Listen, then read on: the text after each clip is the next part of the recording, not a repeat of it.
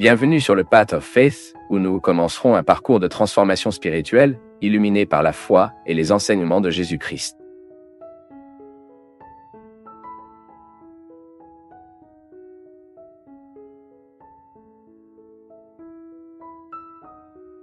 Et puis, Nimrod a été l'un des descendants de Can, le fils de Noé.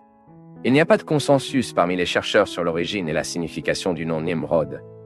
Mais il est largement admis que Nimrod provient d'une racine hébraïque qui signifie se rebeller. Nimrod est cité dans 2 autres livres de l'Ancien Testament, au-delà du livre de Genèse. Il apparaît dans la généalogie enregistrée dans le chapitre 1 de 1 Chroniques. Dans Miséas, dans le chapitre 10 du livre de la Genèse, où les descendants de Noé sont décrits, nous lisons que Nimrod était un homme puissant sur terre et fondateur de certaines villes importantes de l'Antiquité. Nimrod est également décrit comme un puissant chasseur devant le Seigneur. Le mot puissant de cette description traduit l'hébreu gibor, ce qui signifie un homme courageux, guerrier ou fort et courageux. Les exégètes juifs interprètent cette expression de différentes manières.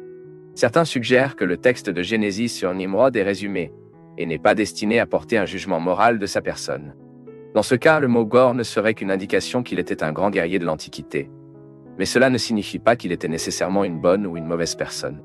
D'autres soutiennent que Nimrod était en effet un grand chasseur qui a acquis une ancienne renommée pour avoir aidé les gens à partager leurs combattants. De façon similaire à cette interprétation, il y a encore ceux qui soutiennent que Nimrod était une personne entière et engagée avec le Seigneur. Cette interprétation considère que la déclaration biblique selon laquelle Nimrod était un puissant chasseur devant le Seigneur signifie qu'il vivait devant le visage de Dieu, c'est-à-dire qu'il a cherché le Seigneur et lui a apporté des offres de sa chasse. Toujours selon cette interprétation, bien que Nimrod ait fondé la ville de Babel, il n'aurait pas été la corruption de cette ville qui a conduit les hommes à désobéir au Seigneur avec le Babel Tower Enterprise. Enfin, d'autres affirment que la description biblique de Nimrod indique qu'il était vraiment un homme méchant. C'est parce que la déclaration selon laquelle Nimrod était un puissant chasseur devant le Seigneur, en hébreu, peut également être traduite afin d'indiquer qu'il était contre le Seigneur. C'est-à-dire qu'il était un homme pervers et tyran connu pour être un tueur d'hommes, et cela dépourvait le Seigneur. Cette interprétation a été la plus acceptée parmi les chercheurs. De plus, le mot chasse est utilisé dans plusieurs anciens écrits en référence à une campagne militaire.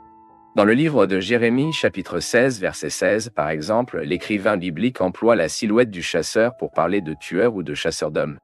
L'historien juif, il a fait confiance aux gens dans leur propre force.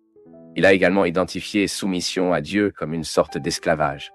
Joséphos attribue à Nimrod pour construire la tour de Babel. Selon lui, la motivation d'une telle construction était le désir de se venger de Dieu s'il décidait d'inonder à nouveau la terre.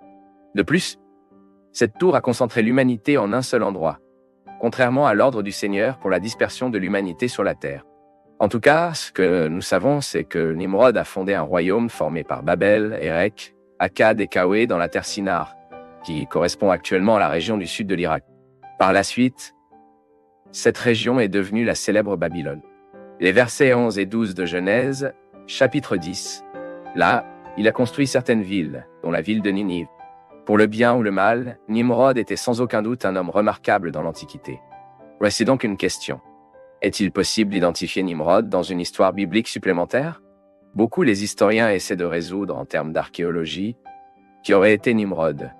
Certains croient qu'il était un Sargon d'Aggad, un grand guerrier et chasseur qui a conquis toute la Mésopotamie. D'autres soutiennent qu'il était Gilgamesh, un roi légendaire d'Érec. Certains suggèrent également que Nimrod a peut-être été la source de certaines divinités adorées dans l'Antiquité. Ces gens voient un lien entre les actes de Nimrod avec la croyance attribuée au Ninurta, au dieu de la guerre, et à la chasse des Babyloniens et des Assyriens.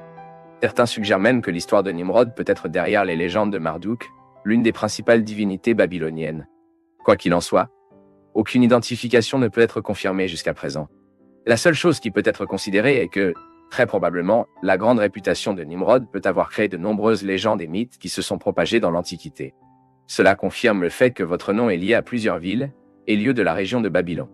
Certaines anciennes traditions croient également que Nimrod était marié à Semis, une reine mythologique qui régnait sur la région d'Asie. Selon certaines légendes, Semirami était le fondateur de Babylone. Mais cette possibilité est rejetée par les érudits qui expliquent que Nimrod et Semiramis vivaient dans des moments complètement différents.